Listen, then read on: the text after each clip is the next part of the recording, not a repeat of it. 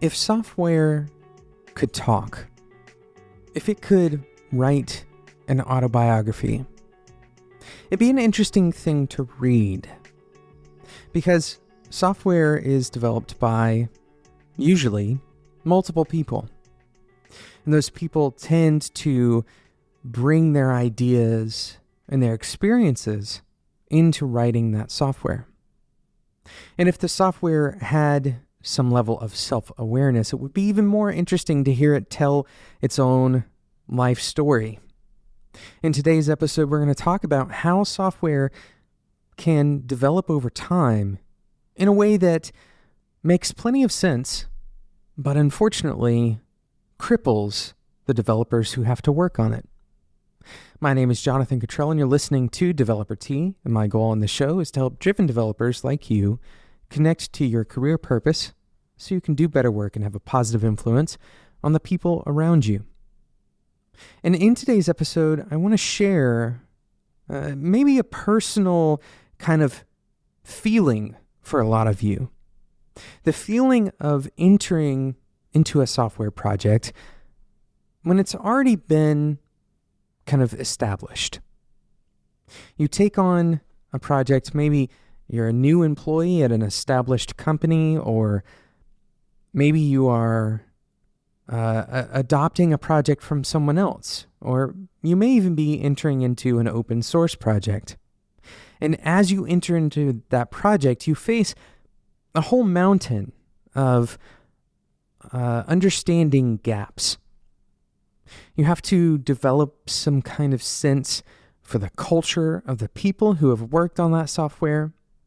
You have to develop a sense of places in the software that have a lot of churn, that have a lot of change happening, dangerous places, places where people are afraid to make changes, perhaps places where people are less afraid to make changes, and how ultimately the software got this way.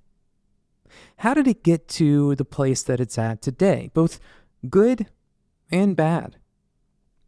I don't have a perfect data set to prove this theory, but I do have anecdote, and I think a lot of developers at least have experienced a similar event, a similar project, and it does agree with the way that people work.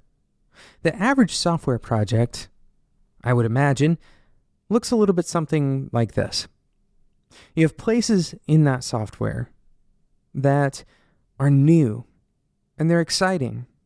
And the people who are working on those new and exciting things, they're probably doing two things. One, writing code that gets the job done. And two, quickly refactoring some of that new code so that this new area, this exciting area, it's perhaps the cleanest part of the project. And then you're going to have other places in the code that are simple. They make a lot of sense. And therefore, because they've been seen so many times and because they are straightforward, they're also relatively clean. And these areas tend to have tests that cover them because the tests are easy to explain. The use case is easy to explain. There's probably some documentation, though it's probably spotty. Unfortunately, the documentation is probably not going to cover every single method, every single class, every single component, every use case. And it's very likely that some of those methods or classes or components or use cases have changed since that documentation was written, and most likely that documentation didn't get updated when those things changed. And if your project is like most other projects, then you probably have some tests that really don't make a lot of sense. They work, but you're not really sure what they're testing. They seem to be just kind of adding to the coverage metrics. And then you have other tests that work very well. In fact, you probably have a small number of very involved integration tests. These took a long time to write. Maybe they're relying on a significant number of other libraries or some intense setup to actually test that integration. And those tests are things that you're very proud of and you protect as a development team. And then there's other places where, in order to write a test for that particular feature, you would need to go through the same rigor as you did in those particularly important integration tests, but you haven't done so. For one reason or another, those other areas are not nearly as well covered as some areas are. And if your code is like most code, then you probably have some really weird language, both in the documentation and in the code itself. Some strange naming, perhaps some words that the company that this software was developed for, or the group of people, or the platform that this software was developed for, those words, the language of those people, that culture, has made its way into the code. And finally, you likely have some areas of the code that have a lot of abstraction, a lot of indirection. The things that are loading are passing through a whole host, a long list of perhaps parent classes, for example. Maybe there's a lot of inheritance, or maybe there's a lot of deeply nested composition that's happening. Perhaps your rendering tree is really quite deep, even though in a given file it looks shallow. And so to wrap your mind around this code base, to understand everything that's happening in this code base, and to be able to work on this code base with confidence, it can be really intimidating. And the way that it got this way, the thing that happened to put this code in this state, is really what happens in every project. It's very simple. It's the fact that humans are taking some kind of direction and implementing that direction in code. The reality is that humans approach coding as humans. We come to the table with our bias, with our emotions, with our opinions, with our experiences. And for that one day, for that specific piece of code we're working on, all of those factors combine together, and we write code a little bit differently than we would have yesterday. And we also combine those human elements with situational factors, like, for example, deadlines or revenue or fill in the blank for your particular effort. There are things that push our code in one direction or another. And often as developers, we try to demonize all of these things. We try to demonize our humanity or demonize the business pressures that play into the way that we build our software. And the truth is that we'd be much better off understanding our humanity and then creating systems that support each other, that support the fact that we have different opinions. That's what we're going to talk about right after we talk about today's awesome sponsor, Linode. With Linode, you can instantly deploy and manage an SSD server in the Linode cloud. You can get a server running in just a few seconds with your choice of Linux distribution, resources, and the location of your node. Now, Linode has been a sponsor for a long time, and we usually talk about these points, but I want to spend a moment to talk about node location. Picking a node location quite literally means picking a geographic location where your server will physically be located. Now, this is important because the distance from your users, from people who are accessing that server to you, or the distance to your server, can make a big difference in how long it takes to load and use whatever your server provides. So, for example, if you are using your server for a personal project, you would want to pick a node that is closely located to you from a geographic perspective. Linode provides so many things like configurable node locations, but they also provide, for Developer Tea listeners, 4 free months on a gigabyte of RAM. That's a $5 a month plan. They're going to give you $20 worth of credit for free for being a Developer Tea listener. They also have a 7-day money-back guarantee. So even in that 5th month, if you pay and you don't like what you're using on Linode for whatever reason, then you can get that money back. Linode also has hourly billing and a monthly cap on all of their plans and add-on services. Go and check it out. Head over to spec.fm/Linode to get started today. When you check out, you want to use the code DeveloperT2018. That's DeveloperT2018. That will give you that $20 worth of credit. There's so many other things that Linode provides as a part of their service. We're not going to get through them all in today's episode, but Linode is a continued sponsor of Developer Tea. Thank you again to Linode for sponsoring today's episode. So we're talking about kind of the etymology of a software project. All of these things, we probably have some bad and some very good memories that are being evoked by talking about these various types of problems that we face in software. Some of these things can make us feel proud. Some of them can make us feel a sense of shame.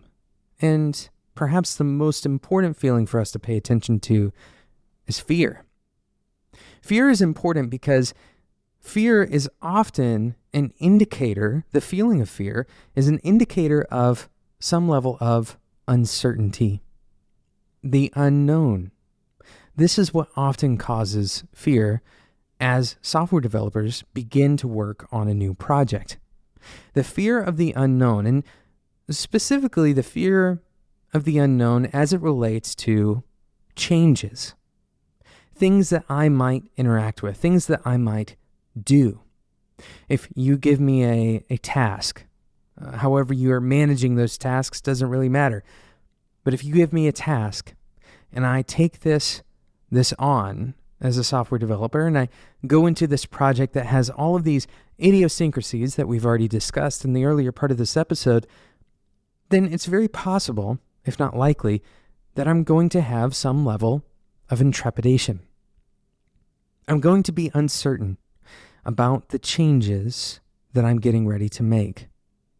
And so understanding that software comes about as the result of human processes, that should prompt us to create systems that support that human side of software development. So what does it mean to support this? Well, first of all, we have to recognize what of those human traits can cause software to be dangerous, right? And again, we've said it on previous episodes of this show. I'm going to say it again on this episode. If you follow the fear, in other words, if you pay attention to what developers are afraid of, you'll often uncover places where your software needs to be refactored, needs to be changed or rethought.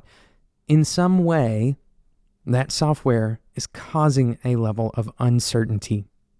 Now, some uncertainty is absolutely attributable to a lack of experience for a given developer. And this needs to be kind of brought out as well.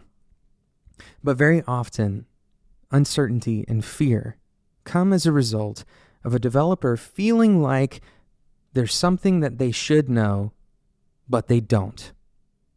And perhaps that thing that they should know is not necessarily rudimentary programming knowledge, but instead it's some kind of knowledge that's embedded in this project, something in that life cycle, that etymology, something human, some decision that was made along the way, or some colloquial language that was adopted along the way, some vocabulary that is not obvious.